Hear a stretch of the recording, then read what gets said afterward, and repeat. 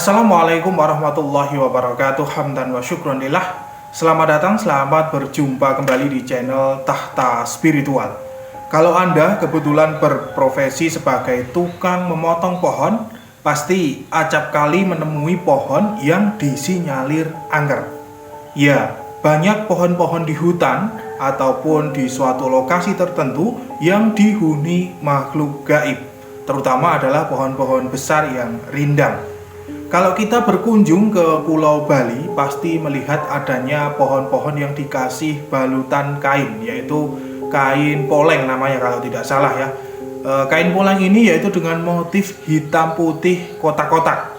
Nah, tujuan dari dibalutkannya kain itu adalah untuk menyelaraskan keseimbangan dunia gaib dengan dunia kita ya, sebagai bentuk penghormatan kepada makhluk gaib yang menghuni pohon tersebut, di mana Tuhan telah menciptakan makhluk gaib di bumi ini bersama manusia untuk hidup berdampingan. Selain itu, pohon yang diberi kain poleng tersebut tentu tidak akan ditebang oleh sembarang orang. Kalau berani nebang, ya tentu saja ada konsekuensi gaibnya. Nah, pemirsa sekalian, itu hanya tradisi adat di Bali saja, dan mungkin ada sejumlah daerah yang menganut tradisi tersebut, terutama adalah daerah-daerah yang mungkin beragama Hindu. Namun, bagi daerah lain tentu tidak ada tradisi tersebut, sehingga tentu orang-orang itu menebang pohon dengan sembarangan. Tidak tahu apakah pohon itu berpenghuni ataupun tidak. Pokoknya ada pohon, tebang. Dalam tradisi ilmu hikmah Jawa, ketika menebang pohon, terutama pohon-pohon yang berpenghuni gaib, maka harus ada beberapa ritual yang memang harus dilakukan, di mana ritual itu adalah seperti ini. Yang pertama adalah memilih hari baik dalam menebang pohon. Cara mencari hari baik tersebut yaitu dengan menghitung nilai hisab hari dan pasaran ya. Kemudian dijumlahkan lalu dibagi 4. Kemudian sisa dari hasil pembagian itu dicocokkan dengan petung. Petung menebang pohon tersebut yaitu seperti ini.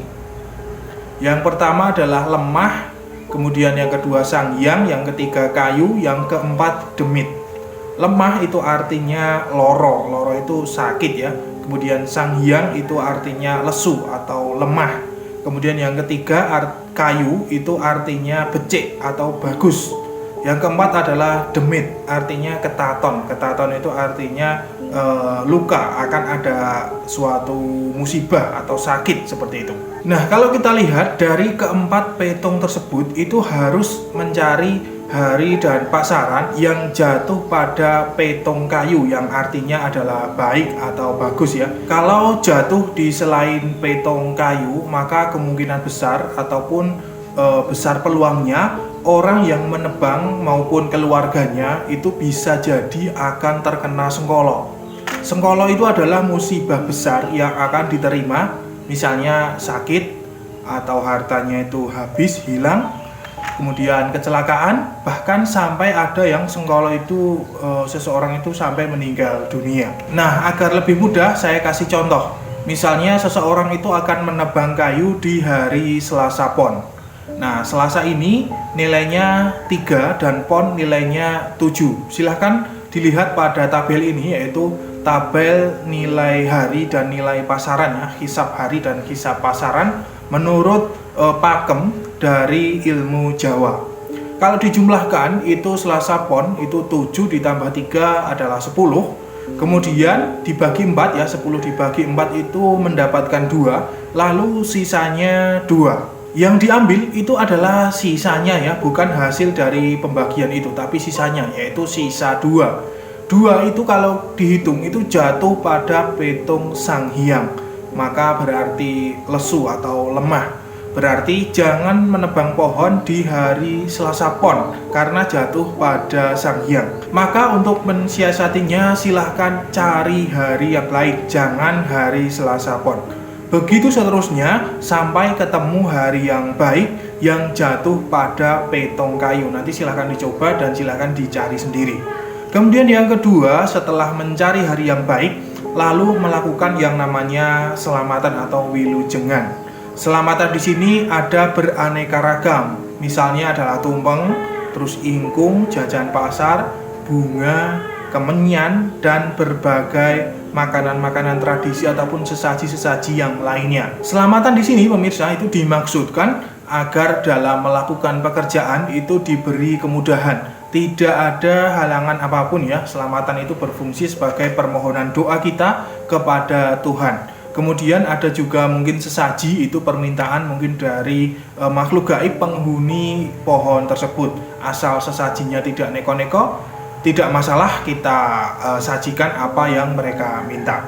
Kemudian yang ketiga adalah meminta izin kepada penghuni pohon untuk pergi ya, ataupun mencari tempat lain, atau bisa juga kita sediakan tempat tinggal. Hal ini dilakukan saat pertama kali sebelum menentukan hari baik dan melakukan selamatan. Jadi yang pertama itu izin dulu ya.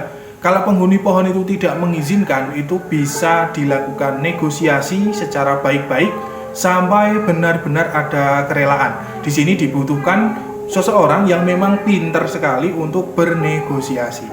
Kemudian yang keempat adalah membaca amalan yang berupa asma khusus untuk menebang pohon. Asma ini dibaca dan dibawa agar tidak ada makhluk yang mengganggu dan agar semua makhluk gaib itu menyingkir.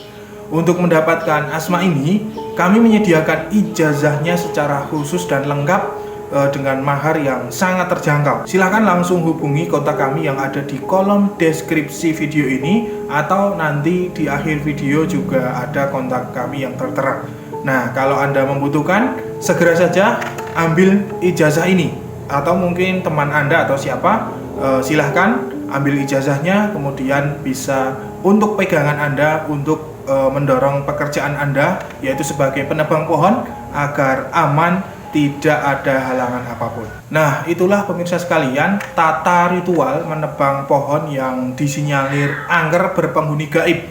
Jangan asal tebang ya, lakukan hal-hal yang sudah saya sampaikan tadi agar semua aman terkendali, tidak ada efek di kemudian hari. Anda selamat, keluarga Anda juga selamat, dan pekerjaan menjadi lancar. Terima kasih, cukup sekian, semoga bermanfaat. Saya Fatin Nur Alam.